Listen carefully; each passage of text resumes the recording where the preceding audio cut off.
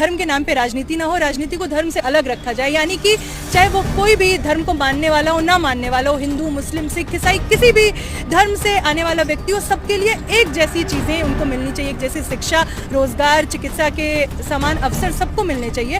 तो आज हम देख रहे हैं उसके बरक्स जाके ये काम कर रहे हैं, तो इसके खिलाफ आज बोलने की ज़रूरत है। एक ऐसा राज्य जो सच में सही मायने में सेक्युलर हो, हमको उसको बनाने के लिए संघर्ष करना होगा। हम अगर खास करके उत्तर प्रदेश की बात करें तो उत्तर प्रदेश में जब युवा सड़कों पर नौकरी मांगने के लिए आता है सरकार से, तो उस पर लाठीचार्ज किया जाता है, उस पर धाराएं लगा के उसे जेल में डाला जाता है।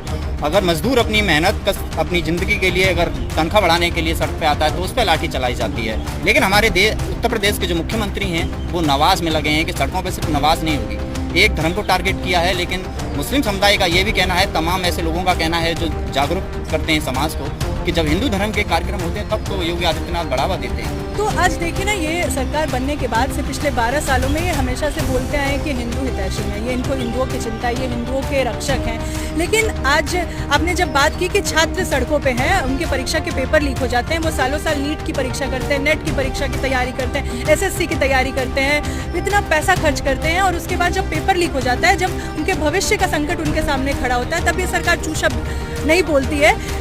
इसमें सोचने वाली बात है कि तब इनको कोई चिंता नहीं होती है हिंदुओं की। जो बच्चे अभी नीट के पेपर लीक होने की वजह से जिन्होंने सुसाइड किया, क्या वो हिंदुओं के बच्चे नहीं थे? जब कोविड आया, कोविड में जब लोग मारे गए, तो क्या वो हिंदू नहीं थे? तो असल में देखिए, ये हिंदू मुसलमान इस देश में लोगों को धर्म के नाम पे बांटने के लिए इस्तेमाल किया जाता है। इनको इस देश में न तो हिंदुओं से मतलब है, जो हिंदू आम जनता है उनसे कोई मतलब नहीं है।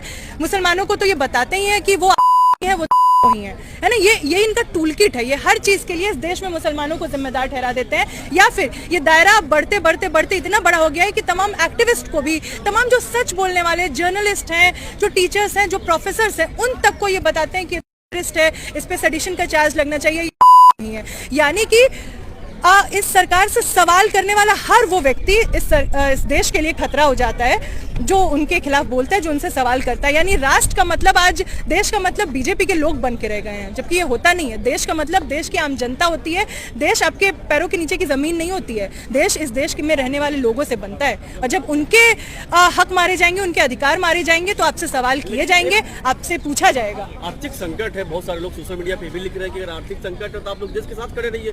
हर जगह तो दिक्कत है, फिर आप लोग सरकार का विरोध किस बात से कर रहे हैं? आर्थिक संकट है तो हमेशा ही आम जनता से ही क्यों त्याग की बात की जाती है? आम जनता से ही क्यों कहा जाता है कि आप त्याग करो, आप भूखे पेट रहो, आप तेल कम इस्तेमाल करो, आप अपने बच्चों को पढ़ाओ लिखाओ नहीं?